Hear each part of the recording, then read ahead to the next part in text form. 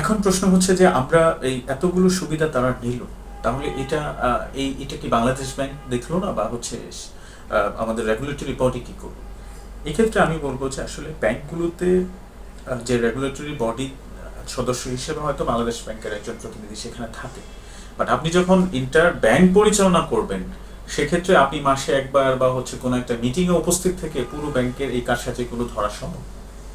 আরেকটা বিষয় আমি এখানে সবসময় বলে থাকি, সেটা হচ্ছে বাংলাদেশে আসলে এতগুলো কমার্শিয়াল ব্যাংকের প্রয়োজন আছে কিনা, বাংলাদেশ ব্যাংক যে এতগুলো ব্যাংক নিয়ন্ত্রণ করবে সেই ধরনের সক্ষমতা বাংলাদেশ ব্যাংকের আছে কিনা, আমার দেশের ইকোনমি অনুযায়ী আসলে কতগুলো ব্যাংক থাকা প্রয়োজন, সেই ধরনের কোনো স্ট্র্যাটেজি সরকারের আছে কিনা। আমার মনে হয় ওই জায়গাটাতে একটু সরকারকে যেতে হবে, যে আমরা আসলে বাংলাদেশে কতগুলো ব্যাংক রাখবো এই ইকোনমির জন্য।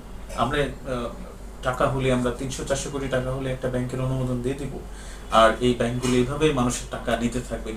আর আজকে যে পর্যায়ে এসে গেছে যে আপনি গত 15-16 বছরের সবচেয়ে ক্ষতিগ্রস্ত খাত হচ্ছে এই ব্যাংক খাত।